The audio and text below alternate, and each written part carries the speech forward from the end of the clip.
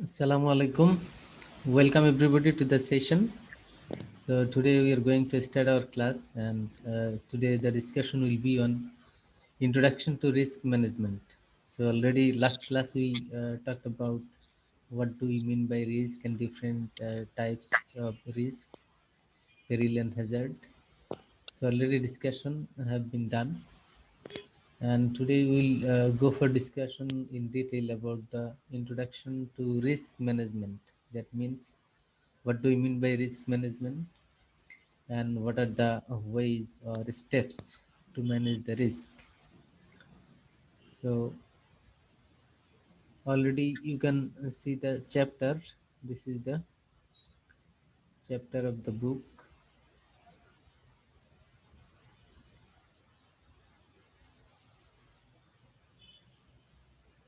So we will explain the major risk control technique including avoidance, loss prevention and loss reduction.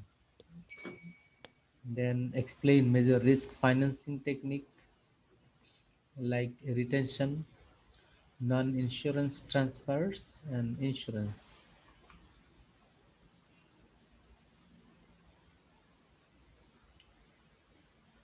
So first of all, what do we mean by risk management?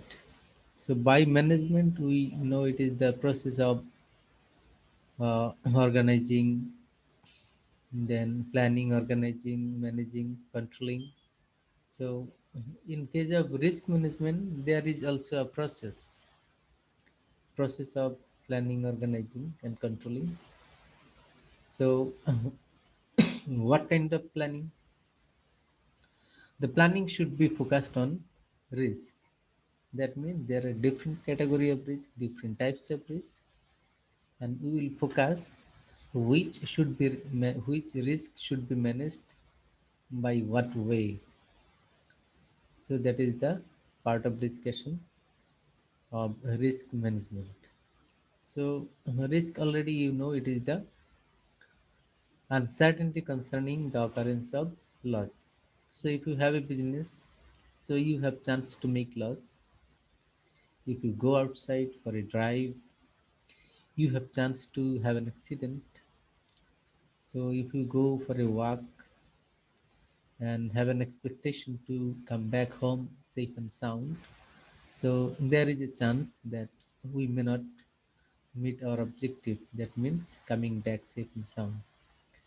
So these are the risk. That means everywhere where we are going, there is risk. Whether it is a business, it is a social work, it is a political work, or anything. So in currently we have a health risk because now the corona pandemic situation is going on. So everybody we are facing the risk.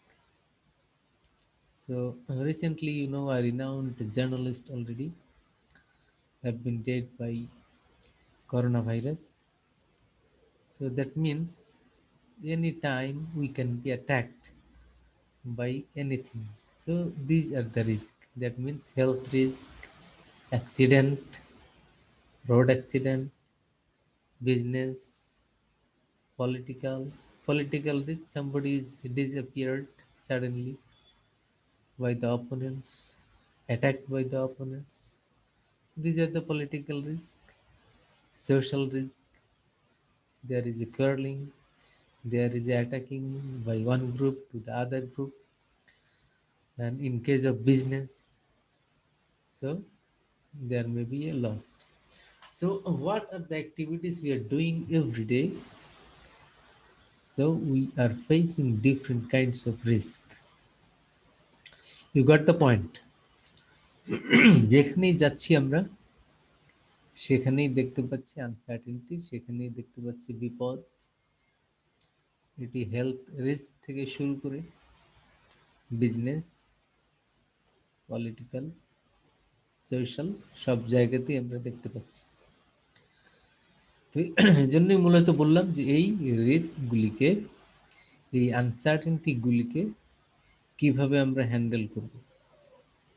তো এগুলিকে handle করতে হলে প্রথমে আমাদের যে কাজটি করণীয় সেটি হলো এগুলিকে আইডেন্টিফাই করতে হবে যে what are the possible risk, আমার কি কি রিস্ক রয়েছে বা হতে পারে, সেটা যদি আমি অ্যাট ফার্স্ট আইডেন্টিফাই করতে পারি, দেন এগুলিকে একটা একটা ধরে ধরে যে কিভাবে এগুলিকে ম্যানেজ করতে পারি। যেমনি অ্যাজ এ স্টুডেন্ট তোমার সবচেয়ে বড় রিস্ক পাস করার পরে তুমি জব পাবে কিনা, তেমন এটা একটা রিস্ক। অন্যান্য রিস্ক তো রয়েছে। এখন এরকম 4টা 5টা রিস্ক যদি আমরা আইডেন্টিফাই করতে পারি, পোটেনশিয়াল রিস্ক, তখন আমরা কি করব, এগুলিকে একটা একটা প্ল্যান করে এটাকে কিভাবে ম্যানেজ করব, এটাকে কিভাবে হ্যান্ডেল করব, সেগুলি হয়তো আমরা চিন্তা করতে পারবো। এই জন্য আমাদের এগুলিকে আইডেন্টিফাই করতে হয়। তো রিস্ক ম্যানেজমেন্ট বলতে মূলত এই প্রসেসটাকে বোঝায় যে এগুলিকে কিভাবে আইডেন্টিফাই করে কিভাবে এটা ম্যানেজমেন্টের মধ্যে নিয়ে আসবে। তো বইয়ের ডেফিনেশন এখানে তোমরা দেখতে পাচ্ছ, শুরুতেই আছে যে risk management is a process that identifies loss exposures faced by an organization and selects the most appropriate techniques for treating such exposures. তার মানে কি, এই প্রসেসের মাধ্যমে আমরা কি করব, আইডেন্টিফাই করব যেগুলি এতক্ষণ বললাম যে what are the different kinds of risk are there, এগুলিকে আইডেন্টিফাই করে যেটি আমরা ফেস করতে পারি, মানে অর্গানাইজেশন ফেস করতে পারে, এগুলি আইডেন্টিফাই করে তারপরে কি করব, যে এগুলিকে ম্যানেজ করার বা হ্যান্ডেল করার কোনটাকে কিভাবে করব, what should be the appropriate technique, সেটি অ্যাপ্লাই করে যখন এটাকে একটা মেকানিজমের মধ্যে নিয়ে আসবো, এই প্রসেস মেকানিজমটাই হলো risk management.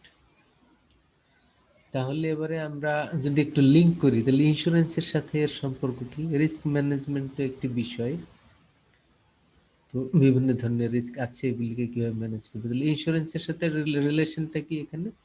The relations between insurance and risk management is that risk management is vast area. এটা হলো একটা বিশাল এরিয়া রিস্ক, কারণ বিজনেসের বাইরে সব জায়গাতেই তো রিস্ক আছে। ইন্স্যুরেন্স হলো একটি টেকনিক, এই এত রিস্কের মধ্যে কিছু রিস্ককে হ্যান্ডেল করার জন্য, ম্যানেজ করার জন্য এটি একটি টেকনিক। তার মানে by applying insurance technique we can manage some specific types of risk. কিছু কিছু রিস্ককে আমরা ম্যানেজ করতে পারি, বা ম্যাক্সিমাম রিস্কই আমরা ম্যানেজ করতে পারি এই ইন্স্যুরেন্স টেকনিকটা অ্যাপ্লাই করে। তাহলে এই কারণে আমরা এই ইন্স্যুরেন্স এবং রিস্ক ম্যানেজমেন্টের মধ্যে একটি রিলেশন রয়েছে। You got the point? जी सर। তো কিভাবে রিলেশনটা করলাম আমরা, এই যে for example we have life risk. লাইফের রিস্ক আছে কি? লাইফের রিস্ক অ্যাক্সিডেন্ট, মারা যেতে পারি, অসুস্থ হতে পারি। তো এই রিস্কগুলিকে ম্যানেজ করার জন্য ইন্স্যুরেন্স টেকনিক অ্যাপ্লাই করলে কি হবে, যে একটা পলিসি কিনে রাখি, মারা গেলে তো ইন্স্যুরেন্স কোম্পানি আমাদেরকে কি করবে, ইন্ডেমনিফাই করবে, অসুস্থ হয়ে গেলে হসপিটালের বিল দিবে। তেমন কি রিস্কটাকে আমরা ম্যানেজমেন্টের মধ্যে নিয়ে আসলাম। আমার প্রপার্টি আছে, আগুন লেগে পুড়ে যেতে পারে, তো কি করব, একটা পলিসি কিনে রাখি, তাহলে কি হবে, যদি কোনো বিপদ আপদ হয় ইন্স্যুরেন্স কোম্পানি আমাদেরকে ইন্ডেমনিফাই করবে। তাহলে এই রিস্ক ম্যানেজমেন্ট এভাবে আমরা ইন্স্যুরেন্সের মাধ্যমে করতে পারি। So there is a relation between risk management and insurance. মানে রিস্ক হলো আগে, এবং এই রিস্ক যখন ম্যানেজ করার প্ল্যান করব তখন আসবে ইন্স্যুরেন্স। ইন্স্যুরেন্স ছাড়াও দেয়ার আর ডিফারেন্ট আদার টেকনিক। তার মানে সব টেকনিক আবার সব রিস্কের বেলায় ইজ নট অ্যাপ্লিকেবল, প্রযোজ্য না। তার মানে যেই রিস্কের জন্য যেই টেকনিক, এখন মনে করো এখানে একটা আর্থকুয়েক হলো, ভূমিকম্প, বিল্ডিং ধসে পড়তে পারে, এই জন্য কি, এই জন্য আমরা কি করবো, ইন্স্যুরেন্স করলে কি আর্থকুয়েক কমবে, মানে বিল্ডিং ধসে পড়ার হাত থেকে সেভ হবে? সেভ হবে না। তেমন এই রিস্ক আমরা কি করতে পারি, যে বিল্ডিং কোড মেনে আমরা বিল্ডিং করতে হবে যাতে 7 পয়েন্ট স্কেলে বা আরো বেশি স্কেলের আর্থকুয়েককে সে ট্যাকেল দিতে পারে। তখন এই রিস্ক ম্যানেজ করার জন্য, আর্থকুয়েককে ম্যানেজ করার জন্য আমাদের অন্য সিস্টেমে যেতে হবে। আর আর্থকুয়েক হওয়ার পরে মারা যেতে পারি, সেজন্য আবার ইন্স্যুরেন্স টেকনিক অ্যাপ্লাই করতে পারি। তার মানে রিস্কগুলিকে আইডেন্টিফাই করে ওগুলির জন্য আলাদা আলাদা ট্রিটমেন্ট। সাইক্লোন যদি হয় তো মানুষ তো মারা যেতে পারে। আচ্ছা, তো সাইক্লোন সাইক্লোনকে অ্যাভয়েড করা যায় কিভাবে? একটা শেল্টার করতে পারি আমরা। মানে সাইক্লোনের যখনই আমরা প্রিকশন পেয়ে যাব, পূর্বাভাস যখনই জেনে যাব, তখন সবাই ওখানে গিয়ে আশ্রয় নেবে। তাহলে কিন্তু আমরা এটাকে অ্যাভয়েড করতে পারি। আর তারপরে মারা গেলে এর জন্য ইন্স্যুরেন্স করে রাখতে পারি। তার মানে কিছু কিছু রিস্ক অ্যাভয়েড করতে পারি এইসব টেকনিকের মাধ্যমে, আবার কিছু কিছু অ্যাভয়েড করতে পারি না, সেগুলির জন্য আবার ইন্স্যুরেন্স করতে পারি। তো এরকমের based on the reality of the risk we can apply or adopt the techniques. বুঝছো? জি স্যার। তাহলে এবারে আমরা দেখব what are the objectives of risk management। এবার রিস্ক ম্যানেজমেন্ট নিয়ে আমরা এত কথা কেন বলছি, এর উদ্দেশ্যটা কি? এটা না পড়লেও আমরা বলতে পারি, হ্যাঁ, উদ্দেশ্য তো আসলে রিস্কের হাত থেকে আমরা বাঁচতে চাই, তাই না? করোনা প্যান্ডেমিক নিয়ে আর সবাই এত কেন আতঙ্কিত? আতঙ্কিত এজন্য সবাই সেফে থাকতে চাই। তো এখন সেফে থাকার জন্য ডিফারেন্ট ডিফারেন্ট টেকনিক, এই জন্য কেউ ভ্যাকসিনের কথা চিন্তা করে, কেউ বাইরে বেরোচ্ছে না, কেউ মাস্ক পরছে। সবার উদ্দেশ্য তো একটাই, যে করোনা যাতে অ্যাটাক না করে। তো তেমনি ভাবে এই যে রিস্কের কথাগুলি বললাম, দেয়ার আর ডিফারেন্ট টাইপস অফ রিস্ক। এগুলিকে ম্যানেজ করার উদ্দেশ্য দুই রকম। একটি হলো প্রি লস অবজেক্টিভস, আর একটি হলো post loss objectives. Pre loss মানে লস হয়নি, হওয়ার আগে। আর পোস্ট লস, লস হওয়ার পরে। লস হওয়ার পর। পরে আচ্ছা, তাহলে উদ্দেশ্য দুই ধরনের, লস হওয়ার আগে। তার মানে এখন আমরা মাস্ক পরি, এটা কি pre loss? Pre loss. Pre loss. আর যারা হসপিটালে গিয়ে ট্রিটমেন্ট নিচ্ছে পজিটিভ, ওটা হলো পোস্ট লস। Post loss. মানে ট্রিটমেন্ট নিচ্ছে, এই কাজটা হলো পোস্ট লস। তো এই রিস্ক ম্যানেজমেন্টের এরকম দুই ধরনের অবজেক্টিভ রয়েছে। তার মানে লস যাতে না হয় আগে থেকে ব্যবস্থা নেওয়া। আর একটি হলো লস যাদের হয়ে গেছে, তারা কি করবে এখন, এর জন্য কি কি ব্যবস্থা হতে পারে। তো at first we'll talk about the pre-loss objectives. Pre-loss includes, এর মধ্যে কি কি আছে দেখো: economy, reduction of anxiety, and meeting legal obligations. Economy বলতে আমরা কি বুঝি?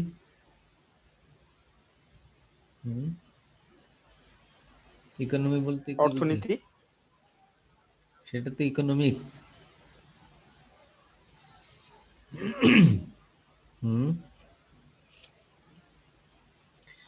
ইকোনমি বলতে বুঝায় কি, বাংলায় কি বলে, মিতব্যয়ী না?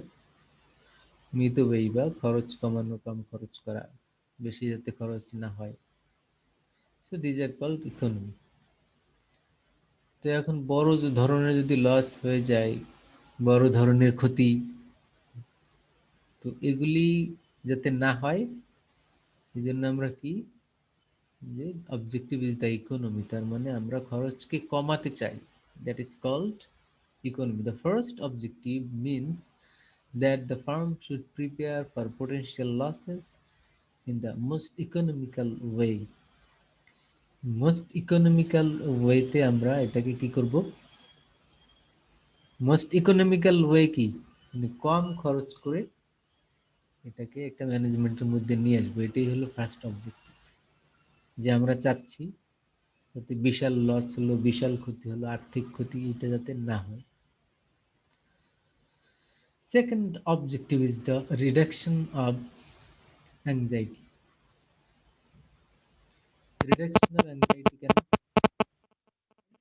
anxiety, is a mental condition where we are suffering from different tension, বিভিন্ন চিন্তা ভাবনায় আমরা স্ট্রেসে থাকি। এই কন্ডিশনটাই হলো anxiety, stressful mind.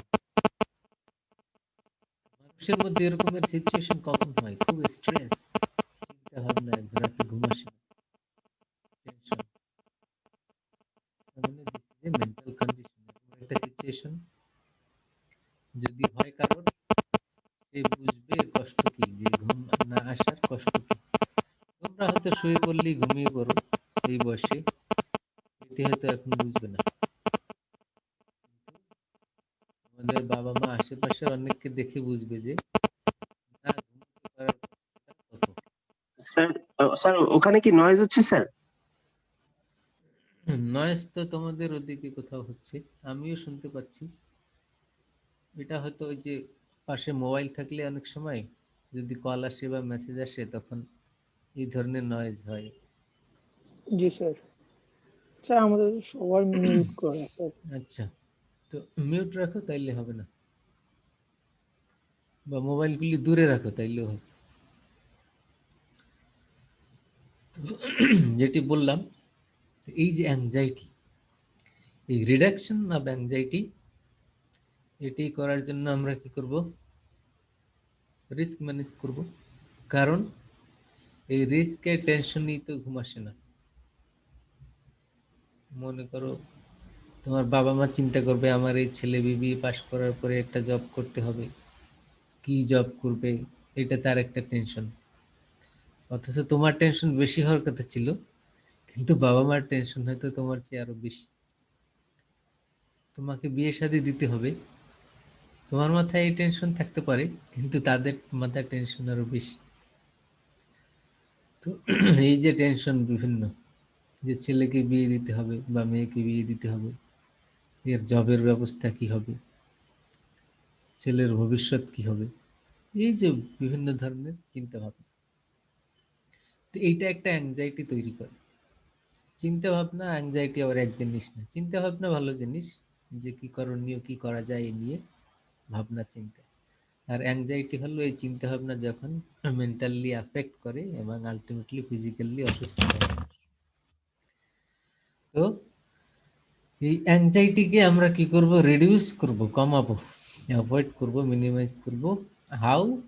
By adopting risk management technique. Risk management টেকনিকের মাধ্যমে আমরা এই অ্যাংজাইটিকে মিনিমাইজ করতে পারি, রিডিউস করতে পারি। এটি হলো আরেকটি objective. And thirdly, legal obligation. Legal অব্লিগেশনটা কি? Legal obligation is the rules or law adopted by the government, এবং এই রুলসের কারণে যদি আমাদের কোনো ক্ষতি হয়, সেটি হলো লিগ্যাল অব্লিগেশন। এবং এই লিগ্যাল অব্লিগেশন মিট করতে গিয়ে যে ক্ষতিটা হচ্ছে, সেটাকে আমরা এখানে বলছি the final objective is to meet any legal obligation. For example, government regulations may require a firm to install safety device to protect workers from harm. এই যে এখন অনেক জায়গায় গভর্নমেন্ট ইয়ে করলো, মার্কেটে ঢুকতে হলে তোমার এই যে স্প্রে লাগবে, তারপরে তোমার থার্মোমিটার লাগবে। তো এই যে এগুলি এখন ওদের কিনতে হচ্ছে এইসব ডিভাইস, কারণ ওটা ডিভাইস কেনার খরচ আছে তো একটা। এখন সেই খরচটা হলো মিটিং লিগ্যাল অব্লিগেশন। তার মানে এই কাজটা সে কেন করছে? Because they need to abide by the government rules. আর এ কারণে তার একটা ক্ষতি হচ্ছে, আর্থিক ক্ষতি, এবং দ্যাট ইজ দ্য রিস্ক। আর এই রিস্ক, এই যে খরচটা হচ্ছে, এটাই হলো মানে আইন মানতে গিয়ে খরচ। That is the meeting legal obligation. বুঝছো? তাহলে আমরা প্রি-লস অবজেক্টিভ গুলি কি দেখলাম? তিনটি।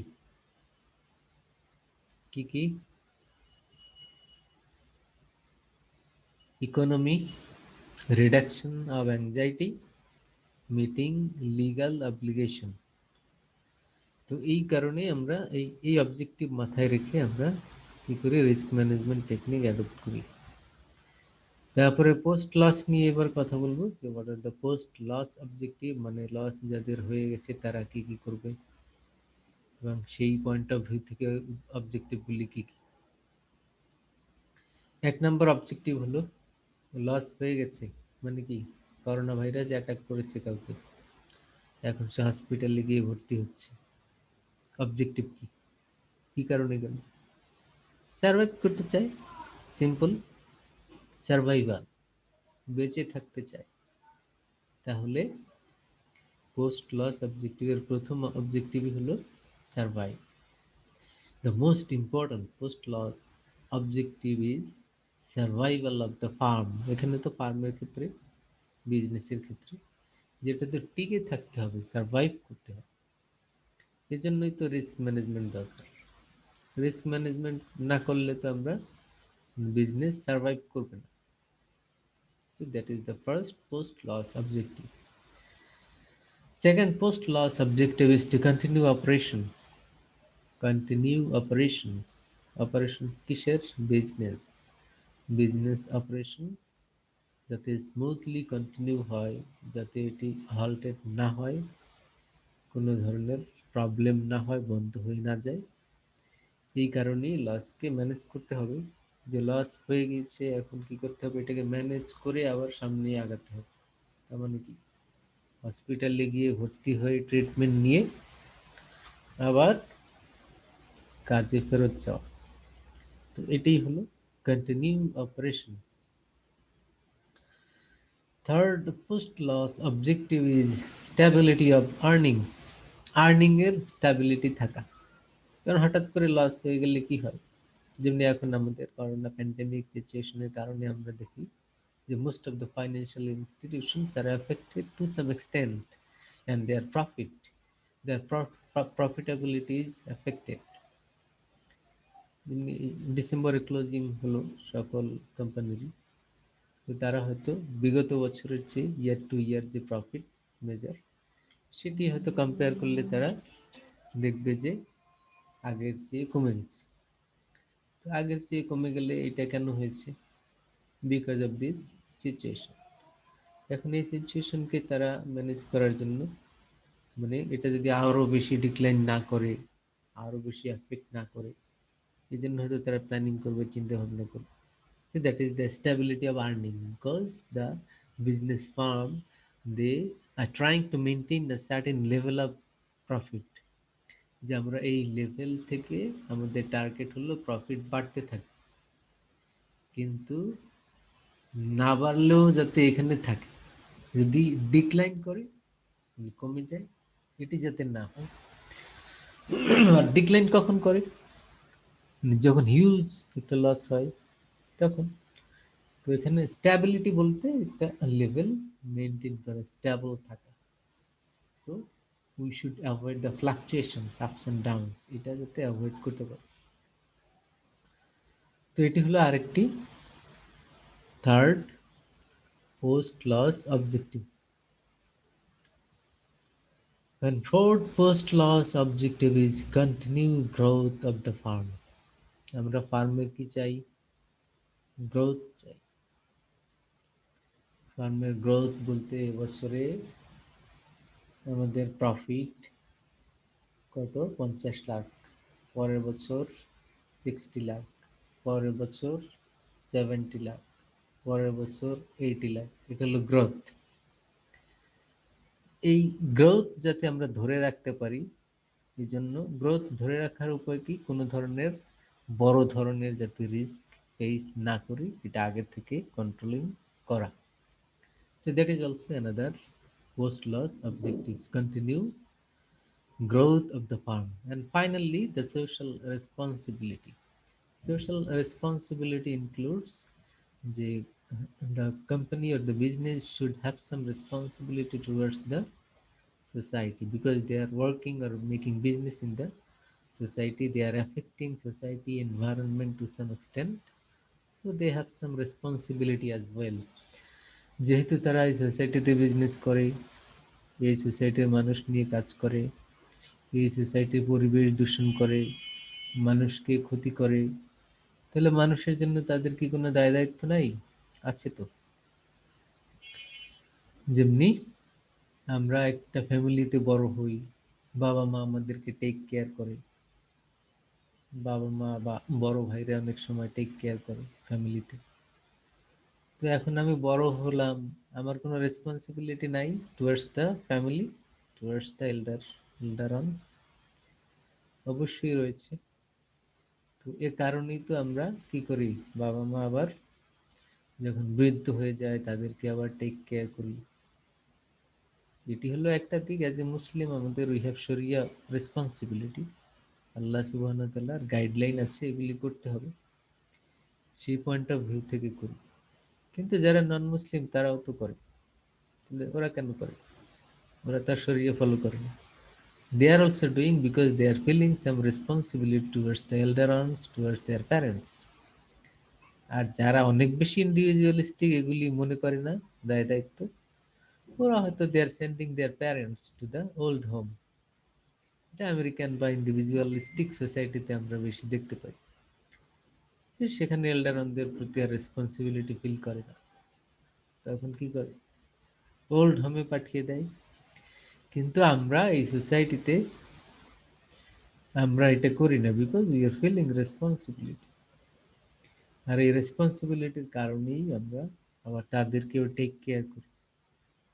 আর যেহেতু শরিয়া বাইন্ডিংস আছে সাথে, শরিয়া বাইন্ডিংসই তো প্রথম, এই কারণেই আমাদের every action should be done based on the শরিয়া, শরিয়া ইন্ডিকেশন। তো এটা তো অবশ্যই করতে হবে, প্যারেন্টসদেরকে টেক কেয়ার করতে হবে, না করলে আল্লাহ সুবহানাহু ওয়া তাআলা আমাদেরকে যে শাস্তির ব্যবস্থা রেখেছেন, এটি চিন্তা করলে আমরা এটা আর না করে পারবো না। তো যেহেতু আমরা এগুলি বিশ্বাস করি, সো এই কারণে প্যারেন্টসদেরকে টেক কেয়ার করার রেসপন্সিবিলিটি আমাদের মধ্যে তৈরি হয়, এবং সবাই আমরা ওভাবেই চিন্তা করি। বড় ভাই, যে মানে ফ্যামিলির বড় ভাই, তো এদেরকে যখন আমরা তারা আমাদেরকে টেক কেয়ার করে, আমরা আবার টেক কেয়ার করি, এই যে রেসপন্সিবিলিটিগুলি তৈরি হয়। তো তেমনি ভাবে the business, they are functioning their business in the society. আর সোসাইটিতে বিজনেস করতে গিয়ে তারা কি করে, দেখো, পরিবেশের ক্ষতি করে, ওয়াটার পলিউশন, এয়ার পলিউশন। তো এখন তারা সোসাইটির প্রতি কি তাদের কোনো দায় দায়িত্ব নাই, শুধু ক্ষতিই করে যাবে? তো এই কারণে তারা কি চিন্তা করে যে আমরা কিছু তো করি, কি করবে, এই যে বিভিন্ন লোকে জব দিচ্ছে কোম্পানিগুলি, মানে লোকের, অনেক লোকের এমপ্লয়মেন্ট ক্রিয়েশন হচ্ছে, এটি একটি দায় দায়িত্ব। তারা দাবি করে যে আমরা যেহেতু অনেক লোকের কর্মসংস্থানের ব্যবস্থা করি, so it is our responsibility to employ some people, so ultimately creating or solving unemployment problem to some extent in the economy, এটি তারা একটা লেভেলে দাবি করে। আবার যে আমরা বিভিন্ন, মানে কোম্পানিগুলি বলে আমরা বিভিন্ন সোশ্যাল অ্যাক্টিভিটিস করে থাকি। এই শীত পড়েছে, শৈত্যপ্রবাহ, কোল্ড ওয়েভ শুরু হয়েছে, আবার এখন যেমনি শুরু হয়েছে চলছে। তাহলে যারা শীতে কষ্ট পাচ্ছে তাদেরকে ওয়ার্ম ক্লথ ডিস্ট্রিবিউশন এ জাতীয় অনেক ফার্ম করে থাকে, দেখবে যে এই কোম্পানির উদ্যোগে এখানে যে কম্বল বিতরণ হচ্ছে। তো এটি একটি সোশ্যাল অ্যাক্টিভিটিস। এটি কেন করে? করে বিভিন্ন পারপাস আছে, তো এখানে তারা বলতে চাচ্ছে we have some responsibility towards the society, এই কারণে আমরা করি। তো এরকমের মেডিকেল হেলথ ক্যাম্প, বিভিন্ন কাজ তারা করে থাকে। এই কাজগুলি, এগুলি হলো রেসপন্সিবিলিটি টুয়ার্ডস দ্য সোসাইটি। তো এটিও তারা বলে থাকে যে আমাদের এই দায়িত্ববোধ থেকেই আমরা এই কাজটি করে থাকি। তাহলে আমরা ফাইনালি কি বললাম, the objective of social responsibility is to minimize the effects that a loss will have on other persons and on society. তোমরা সোসাইটিতে রিস্কের কারণে তো অনেক ক্ষতি হতে পারে, সেই ক্ষতিগুলিকে ম্যানেজ করাটা সেটিও একটা পোস্ট লস অবজেক্টিভ। কারণ ক্ষতি হলে সোসাইটির মানে কোন ধরনের ক্ষতি, লস হওয়ার পরে, যেমনি অনেক লোকের এখন চাকরি হারিয়েছে, এই লস, এটি একটি লস।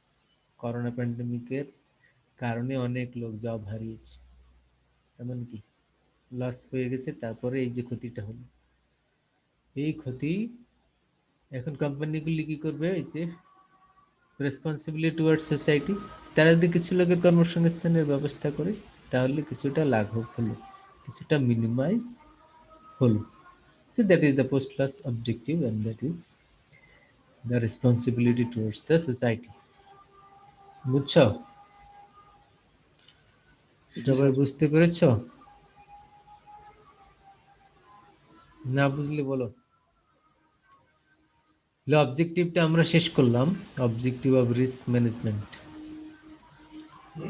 এখানে প্রতিটি অবজেক্টিভ তোমরা যেমনি বললাম এভাবে শিখবে, আর শুনলে তো তোমার মনে থাকার কথাই।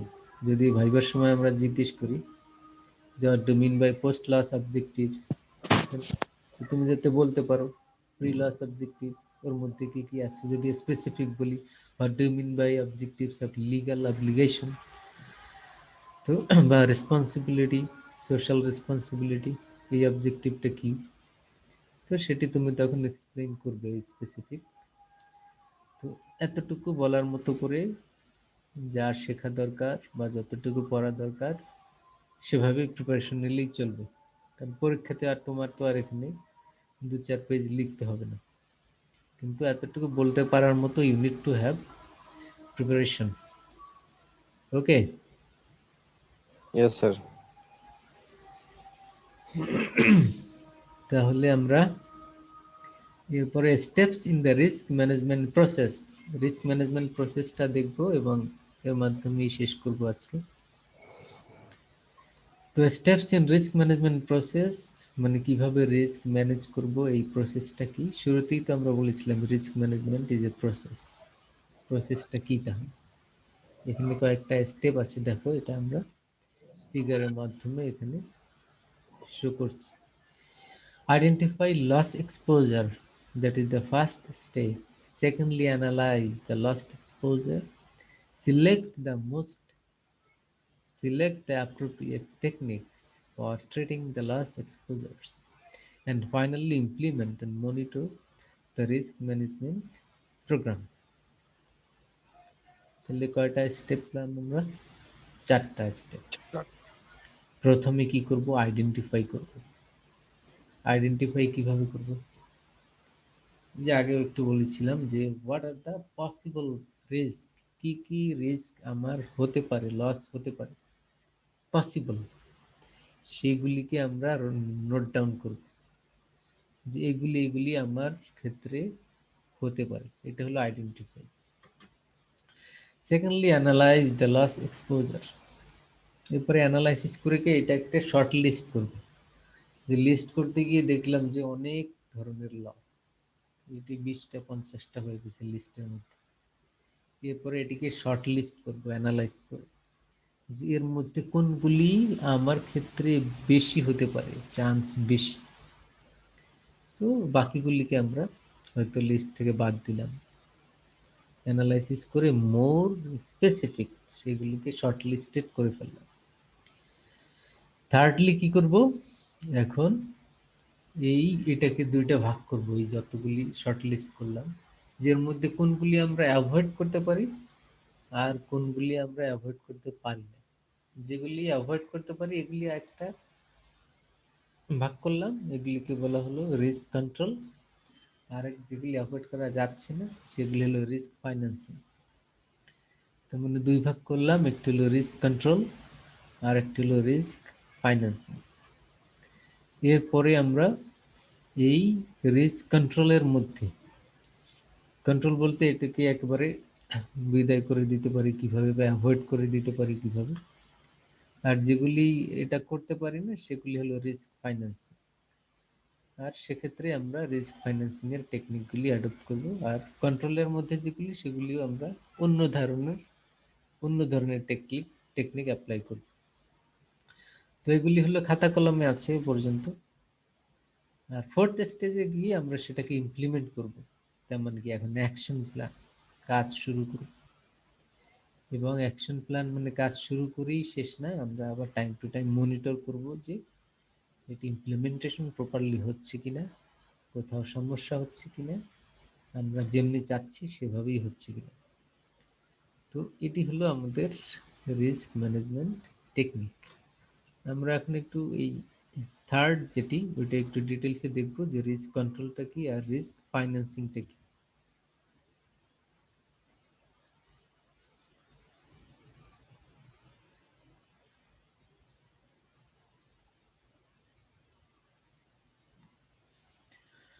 ফার্স্ট স্টেপে কি করব বলো তো?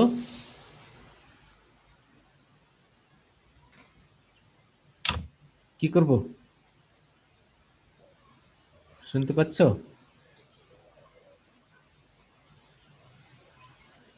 Sir identify. জি স্যার। Identify, good. তারপরে কি করব? Analyse sir. অ্যানালাইজ করব, মানে শর্ট লিস্ট করব। আচ্ছা, তারপরে বলেছি যে এটাকে দুই ভাগে টেকনিকগুলি কি কি ভাগ কি করো। টেকনিক হতে পারে, এবং দুই ধরনের টেকনিক, একটি হলো রিস্ক কন্ট্রোল আর রিস্ক ফাইন্যান্সিং। এন্ড কন্ট্রোলিংটা কি ওইটা এবারে আসি। Major risk control techniques. এই রিস্ক কন্ট্রোল টেকনিকের মধ্যে কি কি আছে? Avoidance, loss prevention, loss reduction, তিন ধরনের টেকনিক রয়েছে। অ্যাভয়েডেন্স বলতে যেগুলি আমরা অ্যাভয়েড করতে পারি, ফর এক্সাম্পল যে আমরা যে সাইক্লোন শেল্টার তৈরি করে এটা অ্যাভয়েড করতে পারি। সবাই যদি ওইখানে গিয়ে আশ্রয় নেয় তাহলে কেউ মারা যাবে না, সেটাই ধরে নিতে পারি। এটা হলো অ্যাভয়েডেন্স, মানে টোটালি অ্যাভয়েড করা যায়। তারপরে লস প্রিভেনশন। তো প্রিভেনশন তো আমরা বুঝি যে frequency of a particular loss, বারবার কোনো একটা লস হচ্ছে সেটিকে কিভাবে আমরা প্রিভেন্ট করতে পারি কোনো অ্যাকশনের মাধ্যমে।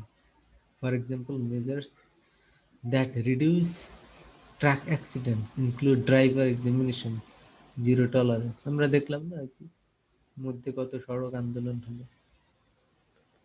তো এই আন্দোলনগুলি কেন হয়েছিল? এই যে ড্রাইভাররা অ্যাক্সিডেন্ট ঘটায়, গায়ে তুলে দিচ্ছে গাড়ি, যে বিভিন্ন সমস্যাগুলি হচ্ছিল। তো এখন এগুলিকে প্রিভেন্ট করার উপায় কি? প্রিভেন্ট করার উপায় ওই যে গাড়ির ফিটনেস, ড্রাইভার লাইসেন্স, এগুলি চেক আপ করা। চেক আপ করে আমরা এটাকে একটা জিরো টলারেন্সে নিয়ে আসতে পারি। এটা হলো লস প্রিভেনশন। আর লস রিডাকশন, যেগুলি আমরা একেবারে প্রিভেন্ট করতে পারি না, সেটিকে একটা কন্ট্রোলিং এর মধ্যে নিয়ে আসে।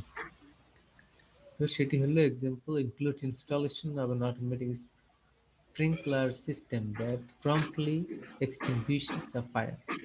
আগুন লাগতে পারে, আগুন একেবারেই লাগবে না, এটা তো আমরা অ্যাভয়েড করতে পারি না, কিন্তু আগুন যদি লেগেই যায় তাহলে আমরা কি করতে পারি? এটাকে সাথে সাথেই এক্সটিংগুইশ বা নেভানোর চেষ্টা করতে পারি। এজন্য কি করব? অনেক কিছুই করতে পারি, যেমনি ফায়ার এক্সটিংগুইশার আমরা সিলিন্ডার রাখতে পারি বিভিন্ন জায়গাতে। তারপরে এমন কোনো ওয়াটার সিস্টেম, পানির লাইন তৈরি করতে পারি, যেটি আগুন লাগলে সুইচ অন করে দিলে সব জায়গাতে কি করবে? পানি স্প্রে করে দিবে। তো এটার মাধ্যমে কি হবে? আগুন লাগা বন্ধ হবে না, কিন্তু লস একেবারেই কমে যায়, মানে লস রিডিউস করতে পারি আমরা। তো এই তিনটা টেকনিক আমরা কিসের ক্ষেত্রে বললাম? Risk control. মানে রিস্ককে কন্ট্রোল করার জন্য আমরা এই তিনটা টেকনিক অ্যাপ্লাই করতে পারি। আর যেগুলি আমরা এই টেকনিকগুলি যেসব ক্ষেত্রে প্রযোজ্য নয় সেক্ষেত্রে আমরা রিস্ক ফাইন্যান্সিং করব। মানে রিস্ক ফাইন্যান্সিং হলো আরেকটি টেকনিক। সেই টেকনিকটা কি? এর মধ্যে তিন ধরনের আছে, দেখো। রিটেনশন, নন ইন্স্যুরেন্স ট্রান্সফারস, কমার্শিয়াল ইন্স্যুরেন্স। রিটেনশন বলতে কি? রিটেনশন বলতে যে আমি বললাম যে আচ্ছা বিজনেসে তো লস হতে পারে, তো আবার নাও হতে পারে, তাহলে আমি হতে পারে ধরে নিয়ে এর জন্য যে কাজগুলি করবো এগুলির তো আবার খরচ আছে, কিন্তু লস যদি না হয় তাহলে এটা করে লাভ কি? এবার কেউ যুক্তি দিল যদি হয়, তার মানে কি এই যে হয় আর না হয় এখন যে রিস্ক নিয়ে অনেকে গেইনার হয়, যে দেখি আমি হয় কিনা, যদি হয় আমি ম্যানেজ করবো, আর না হলে তো আমার আর খরচ লাগবে না। এটা হলো রিটেনশন। তার মানে you are preparing to take the risk to some extent. তুমি রিস্ক নিতে যখন প্রস্তুত, তখন এই টেকনিকটাই হলো রিটেনশন টেকনিক। ফর এক্সাম্পল আমরা কি বললাম, যে যে অসুস্থ হব, এটা তো আনসার্টেন, অসুস্থ হতে নাও হতে পারি, তাই না? কেউ বললো যে অসুস্থ হতে পারি, নাও হতে পারে, এটা তো 50-50। তাহলে আমি প্রিভেনশনের ব্যবস্থা, ভ্যাকসিন, বিভিন্ন কিছু যে মানুষ নিচ্ছে অসুস্থ যাতে না হয়, আমি বললাম আমি ভ্যাকসিন নিব না, দেখি অসুস্থ হই কিনা, হইলে তখন দেখা যাবে। তার মানে আমি রিস্ক নিচ্ছি। তাহলে রিস্ক নেওয়ার কারণে কি হলো, খরচ সেভ করলাম। তো এখন যদি আবার রিস্কে পড়ে যাই, এই যে খরচ সেভ করলাম, এগুলি দিয়ে আবার তখন ম্যানেজ করব। এই টেকনিকটা হলো রিটেনশন টেকনিক। উল্টাতে দিছে না মা। You got the point? Retention বুঝছো? জি স্যার। আচ্ছা, তারপরে আমরা non insurance transfer. Non insurance transfer বলতে ইন্স্যুরেন্স, আর লাস্ট হলো কমার্শিয়াল ইন্স্যুরেন্স। কমার্শিয়াল ইন্স্যুরেন্স তো আমরা যেটি ইন্স্যুরেন্স টেকনিকের কথা বললাম। আর নন ইন্স্যুরেন্স ট্রান্সফার বলতে আমরা ইন্স্যুরেন্স কোম্পানির কাছে হয়তো রিস্ক ট্রান্সফার করছি না, আমরা কি করলাম, যে আমি একটা ইকুইপমেন্ট কিনবো, মনে করো ইকুইপমেন্টের দাম কত, 50 লাখ টাকা।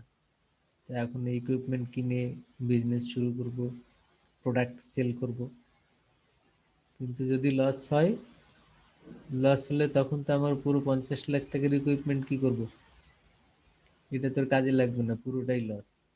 তাহলে কি করি, আচ্ছা নন ইন্স্যুরেন্স ট্রান্সফার করি। কিভাবে, যে এটা কিনবো না, একটা কোম্পানির কাছ থেকে আমরা কি করি, লিজ নেই, ভাড়া নেই।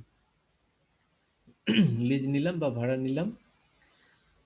তো এখন ভাড়া নিলে কি হবে, যে কোনো কারণে প্রোডাক্ট চলছে না, তাহলে বন্ধ করে দিয়ে ওইটা আবার ফেরত দিয়ে দিলাম। 2 মাস চালালাম, 2 মাসে ভাড়া দিয়ে, এটা ততটুকুই খরচ হলো। আর এটা কিনলে তো আমাদের টোটালটাই লস হতো। এটা হলো নন ইন্স্যুরেন্স ট্রান্সফার। তার মানে leasing is the example of non insurance transfer.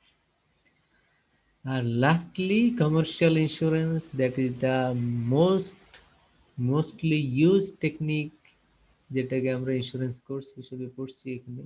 So this is also insurance is a risk management technique, already we defined earlier. So insurance is a risk management technique by which কি করি আমরা, one party transfer risk to the company, to the other party, and they are indemnifying in case of loss as against the payment of premium. তার মানে আমরা এখানে লসটা insurance কোম্পানির হাতে দিয়ে দিচ্ছি, লস হলে সে আমাকে ইন্ডেমনিফাই করবে, এই জন্য আমাকে আবার প্রিমিয়াম দিতে হবে এই কন্ডিশনে। তো এই টেকনিকটা হলো কমার্শিয়াল ইন্স্যুরেন্স। তার মানে যখন আমরা রিস্ক কন্ট্রোল করতে পারবো না, তখন আমরা কোন টেকনিকে যাব, রিস্ক ফাইন্যান্সিং টেকনিকে যাব। আর রিস্ক ফাইন্যান্সিং টেকনিক বললাম 3 ধরনের, retention, non insurance transfer, and commercial insurance. So this is the risk management technique. তখন এই যে টেকনিকগুলি আলাপ করলাম, এগুলির মধ্য থেকে আমরা যেগুলি অ্যাডপ্ট করব, সেগুলি আমরা অ্যাপ্লাই করলাম বা ইমপ্লিমেন্ট করব। আর লাস্ট স্টেজ বা fourth stage of risk management technique is the implementation stage. তার মানে আমরা এবার অ্যাকশন প্ল্যানে গেলাম, ইমপ্লিমেন্ট করলাম, এবং এটাকে আবার মনিটরও করতে হবে যে ঠিকমতো কাজ হচ্ছে কিনা। মনে করেন আমরা ইন্স্যুরেন্স করব, তার মানে পলিসি কিনতে যাওয়াটা হলো ইমপ্লিমেন্টেশন, এবং রেগুলার প্রিমিয়াম দেওয়া হচ্ছে কিনা এগুলি আপডেটেড থাকা হলো মনিটরিং। যে একবার মানে প্রিমিয়াম দিয়ে একবার পলিসি কিনলাম, এখানেই শেষ, আর কোনো যোগাযোগ নেই কোম্পানির সাথে, আর কোনো প্রিমিয়াম দেওয়া হয়নি, তাহলে লস হলে সে আমাকে পেমেন্ট করবে কেন? এই জন্য মনিটরিংটাও থাকতে হবে, যে এটা যাতে আপডেটেড থাকে, যাতে করে আমরা রিস্কে অ্যাভয়েড করতে পারি, লস হলে কোম্পানি পেমেন্ট করে আমাদের। Is it clear? জি বুঝছো? স্যার। Yes sir. তাহলে আমরা এই যে অবজেক্টিভস এবং টেকনিক, এই দুইটা বিষয় মূলত আলাপ করলাম। তো এখন তোমরা না বুঝলে বলো, কোশ্চেন থাকলে বলো, মন্তব্য বা অন্য কোনো বিষয় থাকলে বলো।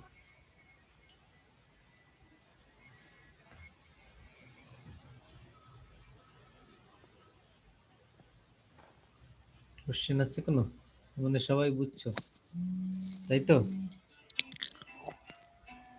সবাই বুঝছে না? জি স্যার। ওয়ালাইকুম।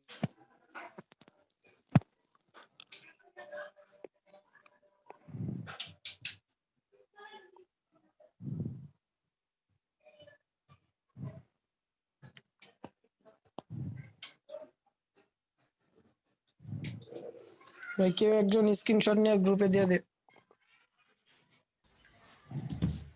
ওকে, তাহলে সবাই বুঝছো তো নাকি? কোনো প্রশ্ন না থাকলে আমরা তাহলে শেষ করতে পারি, আর যদি কোনো কথা থাকে বলো। স্যার ভিডিওটা আপলোড করছিলেন স্যার?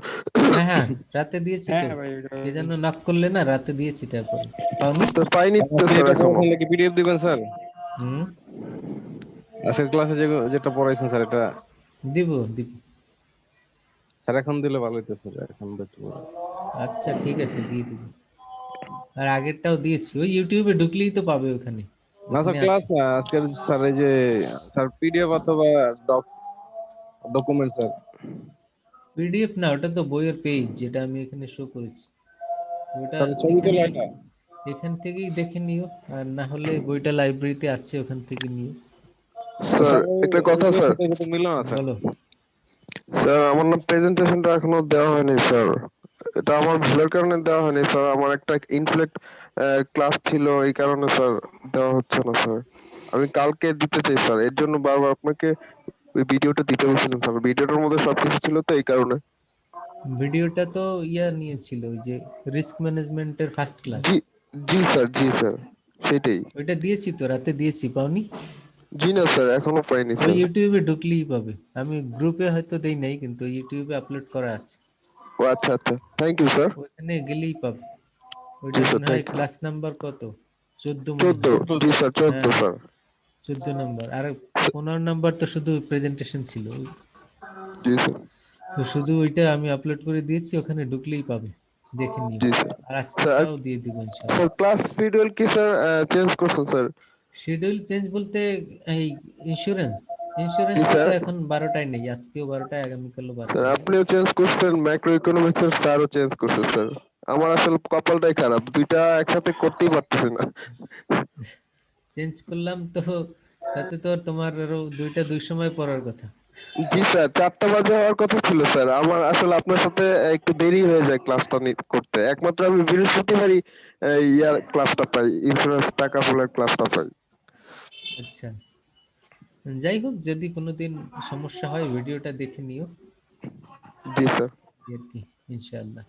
জি স্যার। আর তুমি কালকে প্রেজেন্ট করো, আর এরকমের যদি কেউ মিস করে থাকো, স্যার আমি যারা আছি। যারা করনি, তারা এই যে টপিকগুলি করা হয়েছে, যে কোনো একটা টপিকে প্রিপারেশন নিয়ে রেখো। কালকে, জি স্যার আমি আছি। কালকে লাস্ট চান্স, এরপরে কিন্তু বললে আমরা আর নেওয়ার সুযোগ নাই, কারণ আমাদের এমনিতেই ক্লাসও শেষের দিকে। জি কালকের স্যার। পরে আর আমরা ক্লাস কয়টা পাবো? স্যার আমাদের অ্যাসাইনমেন্টটা একটু আগে আগে দিয়ে দিলে ভালো হয় স্যার। পরে কালকে স্যার মনে করো, এক্সামের। তাহলে কালকে অ্যাসাইনমেন্টও দিয়ে জি দিও। স্যার কালকে দিয়ে দিন স্যার। জি স্যার, কারণ স্যার এক্সামের সময় অনেক সমস্যা হয়েছে। আমরা মিড টার্মে অ্যাসাইনমেন্ট কি দিয়েছিলাম? হুম, কোশ্চেন দিয়েছিলাম না? জি স্যার। আচ্ছা, তাহলে ফাইনালের অ্যাসাইনমেন্ট এখনই লিখে নাও, আমি টপিক বলে দিই।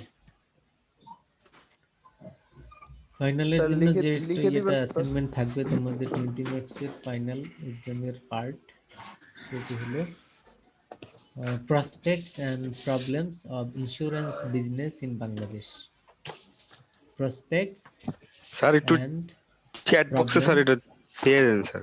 of insurance business in Bangladesh. শুনেছো? স্যার এটা কি লিখে নিব নাকি স্যার আপনি কম্পিউটারে লিখে দিবেন?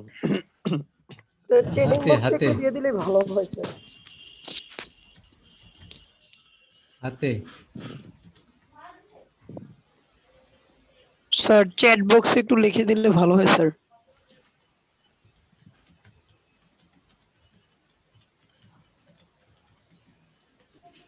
prospects and problems of insurance business in Bangladesh.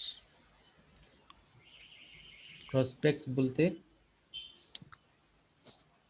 কি ফিউচার, প্রবলেমস তো বুঝো, ইন্স্যুরেন্স বিজনেসের ভবিষ্যৎ, আর হলো কি কি সমস্যা, এগুলি নিয়ে করবে। তো এটা তোমরা তোমাদের মতো করে তৈরি করো, তারপরে হাতে লিখে, আর যেদিন এক্সাম আমাদের ওই দিনের মধ্যেই, ওই দিন অথবা তার আগে, ওই দিনই মেল করলে ভালো। আর মেল করার সময় একটা বিষয় মাথায় রাখবে, সাবজেক্ট লাইনের মধ্যে কোর্স কোডটা আগে লিখবে, pin 221 underscore final exam underscore your ID, এইভাবে সবাই স্যার এর আগে মিডটা যেভাবে দিয়েছিলাম ওইভাবে আর কি। সবাই ঠিকমতো দেয়নি, এই জন্য আবারও বলে দিলাম। সাবজেক্টের মধ্যে কি লিখবে, পেন 221, তারপরে ফাইনাল এক্সাম, তারপরে লিখবে আইডি, তোমার আইডি স্যার যেটা। কত পেজ লিখতে হবে এটাও লিখে দেন স্যার। কত পেজ তোমার যত পেজ লাগে, এক একজন তো এক এক রকম হাতের লেখা, তোমার কম লাগলে কম, বেশি লাগলে বেশি, যতটুকু লাগে ততটুকু, লিমিট নেই কোনো। তো মেইল করার সময় সাবজেক্ট আমি লিখে দিয়েছি, দেখতে পাচ্ছ? জি জি স্যার। স্যার। এইভাবে সাবজেক্টটা লিখবে, না হলে কিন্তু আমি ওই যে সবারটা একসাথে খুঁজে পাই না, সমস্যা হয়ে যায়। ওকে,